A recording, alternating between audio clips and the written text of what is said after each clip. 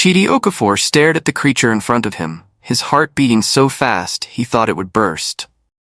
Where the beautiful girl had stood moments ago, a giant python now raised its head, its eyes glowing red in the darkness of his bedroom. The snake's body was thicker than his thigh, its scales shimmering under the dim light from his bedside lamp. He wanted to scream, but his voice was stuck in his throat. Before we continue, we say welcome to all our new and old subscribers. If you're new and yet to subscribe, please subscribe by clicking the subscribe button and turn on the video notification for more videos. You think you can just play with people's daughters? The snake spoke in the girl's voice, making his blood freeze. Tonight you will pay for all the hearts you have broken. Chidi's legs shook as he backed away until he hit the wall. The heavy smell of expensive perfume that had filled his room earlier was now replaced by a strange, musky odor. His phone lay on the bed, just 3 steps away, but he knew he would never reach it in time. The snake's tongue flicked out, tasting the fear in the air. 3 hours earlier, she had been the most beautiful girl he had ever seen at Club Onyx. Her name was Ada, or at least that's what she told him. The way she danced, the way she looked at him with those hypnotic brown eyes, everything about her had been perfect. Too perfect, he now realized. The python began to move closer, its massive body sliding across his white tiles, making a soft scraping sound that sent chills down his spine. Chidi's mind raced to his mother's words from just that morning. "My son," she had said, her eyes filled with worry, "these girls you bring home every night will destroy you. I saw it in my dream. Please stop this lifestyle before it's too late." But like always, he had laughed it off.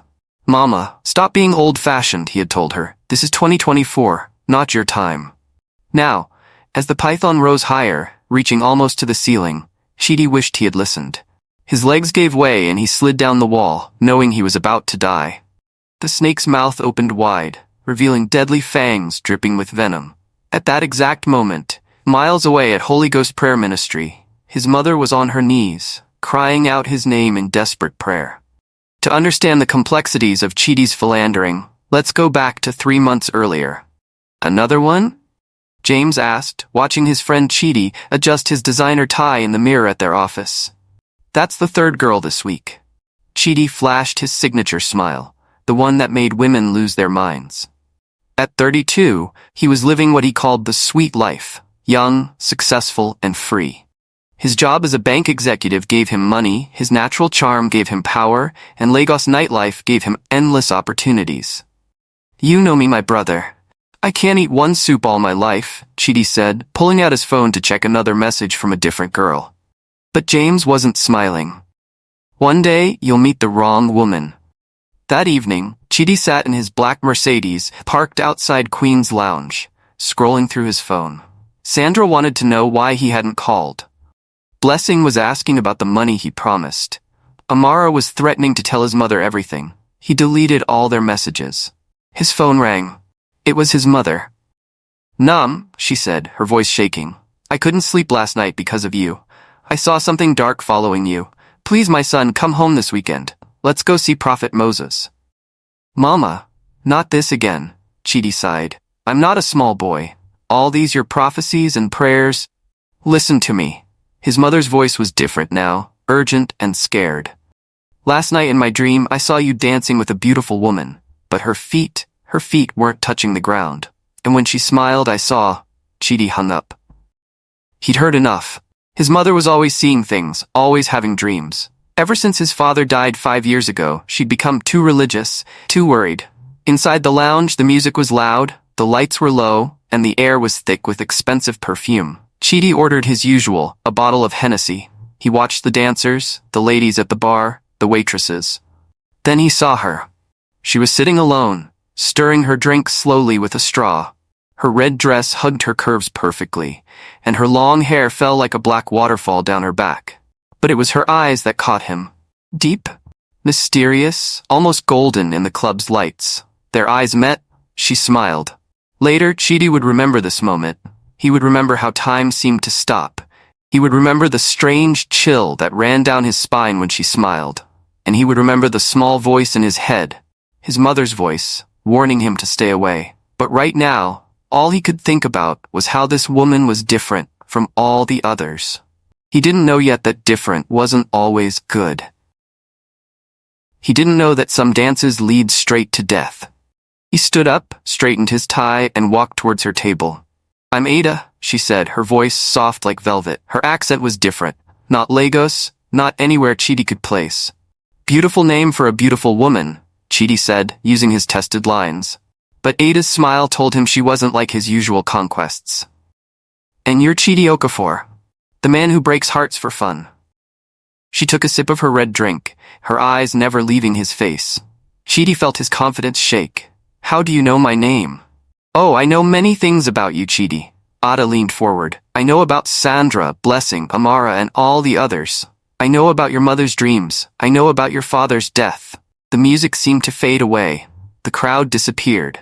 It was just him and those strange golden eyes. "Who are you?" Chidi whispered. Ada laughed, but the sound wasn't pleasant anymore. "I'm what your mother warned you about. I'm what she sees in her dreams." She stood up, her movements fluid like water. "Dance with me." Chidi knew he should leave. Every instinct told him to run, but his body wouldn't move. Ada took his hand, and her touch was cold, so cold it burned. On the dance floor, Ada moved like she wasn't human. Her body swayed to rhythms that weren't playing. Chidi felt dizzy, drunk, even though he'd barely touched his drink. "Your mother is praying for you right now," Ada whispered in his ear as they danced.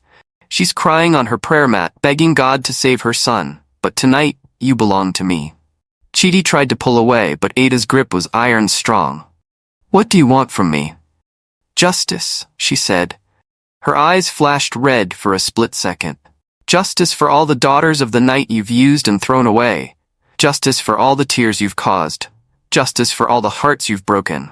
The room started spinning. Chidi felt weak, confused. He should be scared, but instead he felt a strange attraction. Ada's perfume filled his nose, a sweet, dangerous scent. "Come home with me," he heard himself say. Ada's smile widened, showing teeth that seemed too sharp.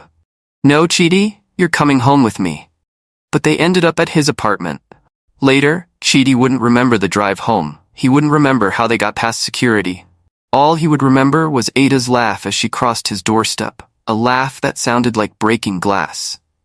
Inside his bedroom, Ada turned to him.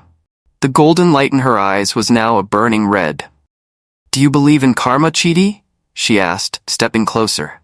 "Do you believe that every action has a price?" Before he could answer, the lights went out. In the sudden darkness, Chidi heard Ada's laugh change, from a woman's melodic sound to something ancient and evil. The air grew thick and cold. His expensive perfume bottles on the dresser started shaking. "Let me show you who I really am." Ada's voice came from everywhere and nowhere. When the lights flickered back on, Chidi's scream died in his throat. Ada's beautiful face was transforming. Her skin rippled like water, her eyes grew larger, redder. Her neck stretched, scales replacing smooth skin. "Your mother," the creature spoke, its voice a horrible mixture of Ada's and something inhuman. "She saw me coming. Every night in her dreams she saw me hunting you. But you wouldn't listen." Chidi's phone rang. Through his terror, he recognized his mother's ringtone, but he couldn't move. His legs felt like lead. 37 women, the creature continued, now fully transformed into the massive python. 37 hearts you broke. 37 lives you played with. I am their vengeance."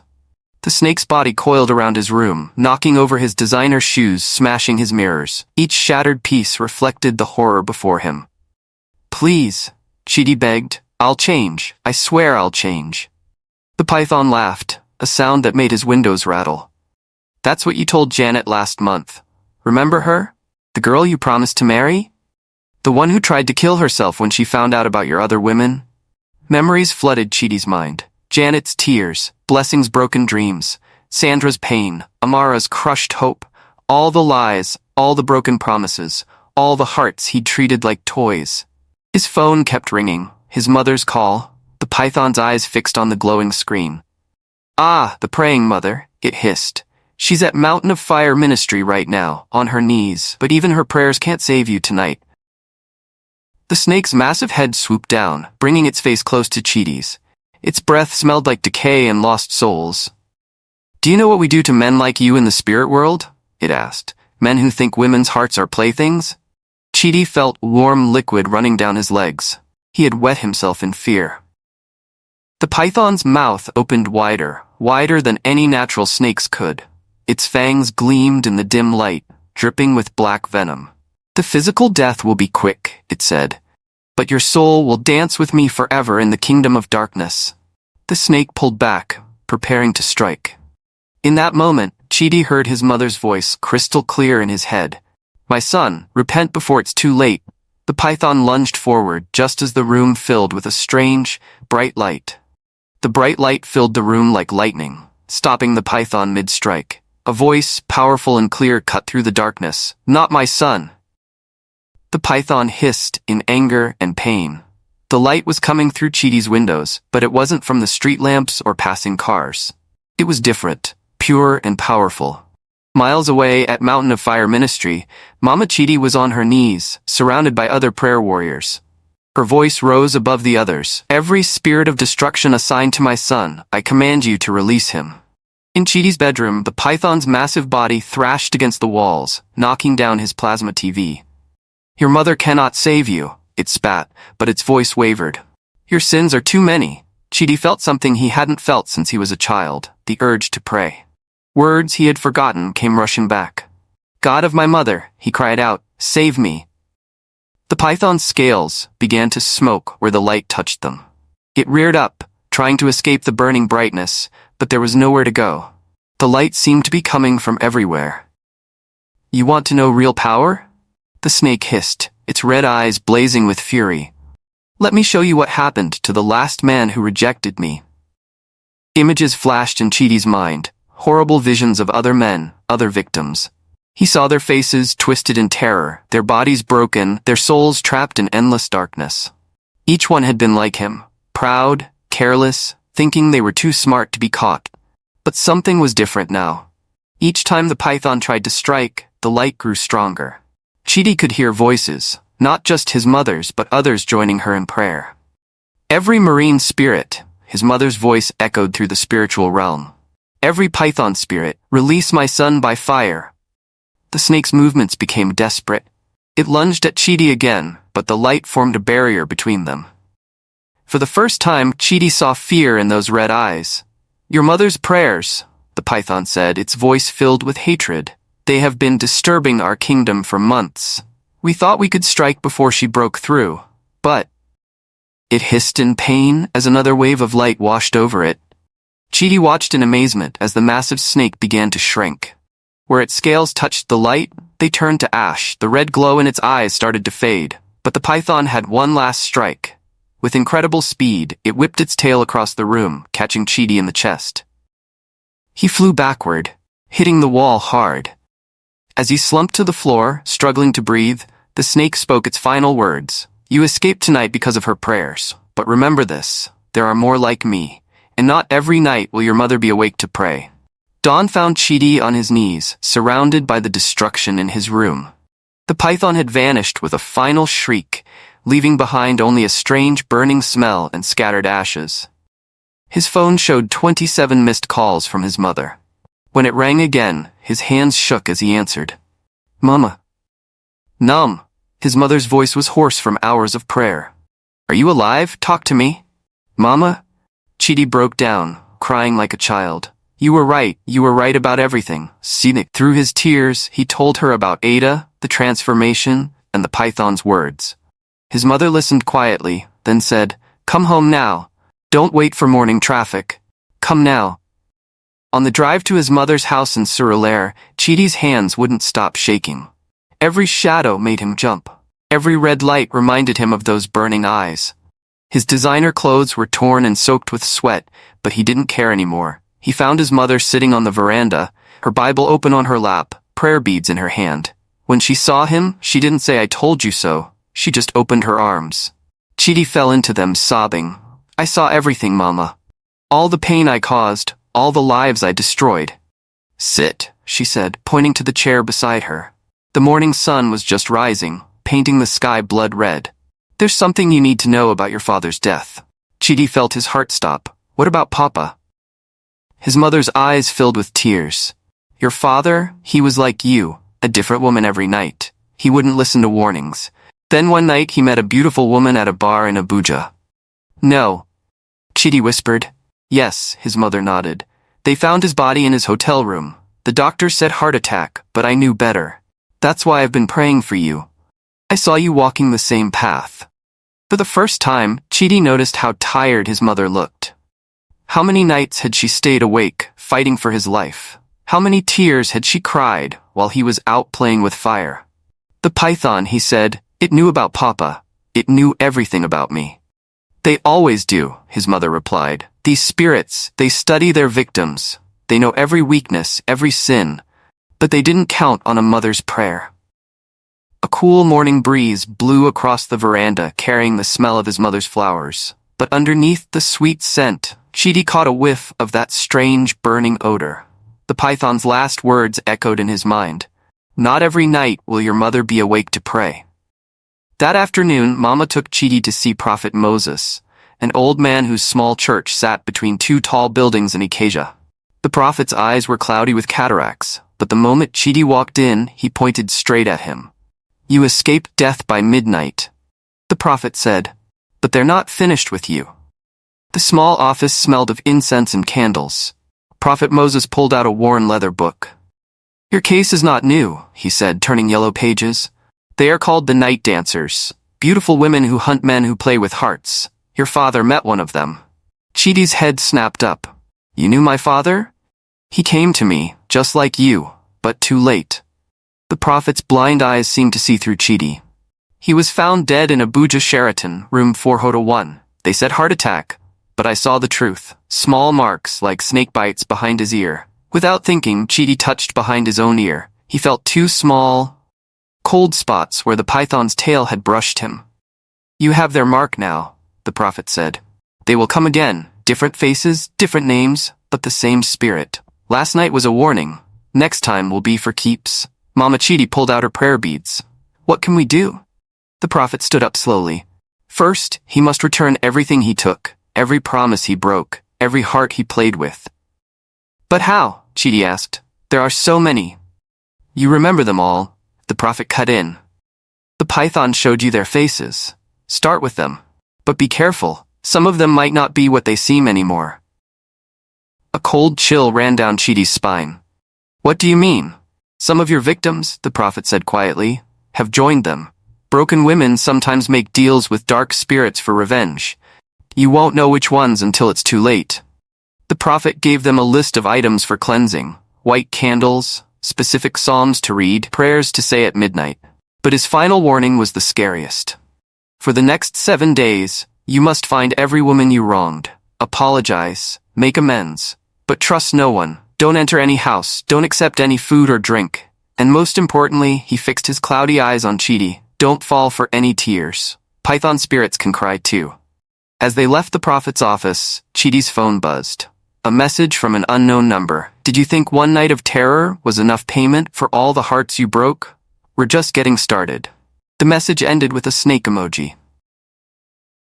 The next morning, Chidi sat in his car outside Janet's office building in Victoria Island.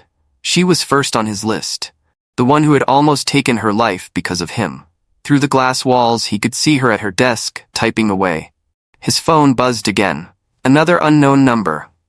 Be careful who you apologize to. Some apologies open doors that can't be closed. Ignoring the warning, Chidi stepped out of his car. The prophet had said not to enter any buildings, so he texted Janet, "Can we talk? Outside?" 5 minutes later, Janet walked out. She looked different, thinner, with a strange new confidence. Her eyes had a hardness he'd never seen before. "The great Chidi Okafor," she said, her voice cold. "What brings you to my office? Found another heart to break?" "Janet, I'm sorry," he started. "What I did to you." "Sorry?" She laughed, but the sound was wrong, like breaking glass. Just like Ada's laugh. "Do you know what happened after you left me?" Chidi took a step back. The air around Janet seemed to shimmer in the hot Lagos sun. "I met some friends," she continued, moving closer. "Women who understood my pain. They showed me power, Chidi. Real power." Her eyes flashed, just for a second, with a familiar red glow. "They're coming for you," she whispered. "One by one. Every woman you hurt. We've been waiting, watching. Ada was just the first."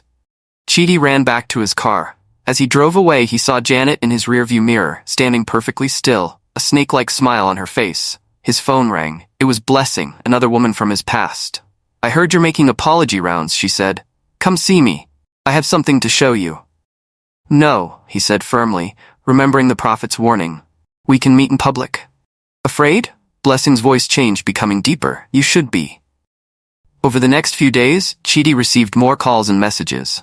Each woman he had wronged seemed to know he was trying to make amends. Some agreed to meet in public places. Others invited him to their homes, their voices sweet but hiding something dark. At night, he heard sounds outside his window, slithering noises, strange hisses. His mother insisted he stay at her house, but even there, the signs followed him. One morning, he found a small package on his car. Inside was a snakeskin and a note. "Time is running out. 7 days, 7 apologies. But which ones are real and which ones are traps? Choose wisely, heartbreaker." The note was signed with 37 small snake drawings, one for each heart he had broken. By Wednesday, Chidi had met with 3 more women from his past. Each meeting left him more terrified than the last. Some, like Janet, had clearly changed, their eyes holding secrets and shadows. Others seemed normal, but their forgiveness felt too easy, too practiced. He met Amara at a crowded mall in Lekki. She was one of the few who had truly loved him, who had believed all his lies about marriage and a future together. "I'm not like Janet and the others," Amara said, stirring her untouched coffee. "I didn't let the bitterness change me." But something in her voice made Chidi uneasy. The prophet had warned, "Python spirits can cry too." "I heard about what happened with Ada," Amara continued. "The whole spirit world is talking about it. Some say your mother's prayers are too strong. Others say—" She smiled, showing teeth that seemed just a bit too sharp. "Others say we just need to be patient." Chidi stood up, nearly knocking over his chair. "You're one of them." "Sit down," Amara commanded, her eyes flashing red. The other mall customers seemed frozen, unaware of what was happening. "You haven't heard the best part yet." Against his will, Chidi sat. His legs wouldn't obey him. "Your father," Amara said, leaning forward, "he didn't die in room 401. That's just what the papers said. Want to know where he really took his last breath?" "Stop," Chidi whispered. "Room 404, Amara's voice had changed completely now, ancient and evil. "Error not found, just like his soul. Do you know who he was with that night? Who really took his life?" The coffee in Amara's cup began to boil without heat. The lights in the mall flickered. "It was my mother," she hissed. "And now, like mother, like daughter." Chidi tried to run, but his body wouldn't move. Around them, the mall continued its normal activities, but everything seemed muted, distant. "We're everywhere, Chidi," Amara said, her face shifting between human and serpent. "Every woman you meet could be one of us. Every date could be your last. Your mother's prayers are strong, but she's getting tired. We can wait." She reached across the table and touched his hand. Her fingers were ice cold. "3 more days," she whispered. 3 more apologies. Choose carefully. Some doors, once opened, lead straight to hell. When Chidi finally broke free and ran out of the mall, he found a new message on his phone. It was a picture of his father's death certificate, but with today's date. Below it, a message. "Like father, like son. The dance continues." That night, Chidi couldn't sleep. His mother's prayers echoed through the house, mixing with the sounds of Lagos traffic and something else, scales sliding against his window. The prophet's warnings kept repeating in his head. "Some of your victims have joined them." His phone buzzed constantly with messages from unknown numbers. "Tick-tock, heartbreaker. Which door will you open next? Your father screamed at the end. Will you?" At midnight, he received a call from Sandra, the woman he'd left at the altar 2 years ago. "I heard you're seeking forgiveness," she said. "Meet me at Freedom Park, now." "It's midnight," he protested. "Exactly." Her laugh sent chills down his spine. "Isn't midnight when all your best games used to begin?" Against his better judgment, desperate to complete his 7 apologies, Chidi drove to Freedom Park. The usually bustling space was empty, except for a woman sitting on a bench under a streetlight. As he approached, she stood. It was Sandra, but different. Her wedding dress, the one she'd worn the day he didn't show up, was now black and seemed to move like liquid darkness. "You left me here," she said, her voice echoing strangely. Right here, in my white dress, waiting for a man who never came. Do you know what happens to a woman's soul when it breaks completely? The street lights began to flicker. The air grew cold. It leaves space for other things to enter, Sandra continued, stepping closer. Her eyes reflected the streetlight like a cat's. Things that have been waiting, watching, hungry for revenge. Chidi backed away, remembering Prophet Moses' words, "Don't trust any tears." "The others," Sandra said, "they're playing with you. Little scares, little threats. But me?" Her smile widened impossibly. "I died that day, waiting in my white dress. What you see now isn't Sandra anymore." The ground around her feet began to move, dark shapes slithering in the shadows. Her wedding dress rippled like black water. "Your father met my aunt in Abuja," she said. "Another heart he broke. Another soul that made room for darkness. It runs in the family, doesn't it? The gift for destroying women?" Chidi turned to run, but the shadows had encircled him. Sandra's laugh echoed across the empty park. 4 days left," she called after him. 4 more apologies. But here's what they haven't told you. Even if you survive, even if you apologize to every woman you wronged, we'll never stop hunting you. Some sins can't be washed away." As Chidi finally broke through the circle of shadows and ran to his car, his phone chimed one last time. A picture message, his father's corpse in the hotel room, but with Sandra's black wedding veil draped over it. After fleeing from Sandra at Freedom Park, Chidi drove straight to Prophet Moses' church, his mother's prayers guiding him through the midnight streets of Lagos. The prophet was waiting, as if he knew Chidi would come. "You've seen enough now," the prophet said, his blind eyes somehow seeing Chidi's terror. "The truth is not in the apologies, it's in acceptance and change." The prophet led Chidi to the church altar. "Your father's debt and your own have become one, but chains of generational bondage can be broken." As they prayed, Chidi felt the cold spots behind his ear, the python's mark, begin to burn. Outside, a wind picked up, carrying with it the angry hisses of 37 spirits. "They're here," Chidi whispered. "Let them come," Prophet Moses said calmly. "Your mother's prayers have built a fortress. Now you must choose, continue your father's path, or break the cycle."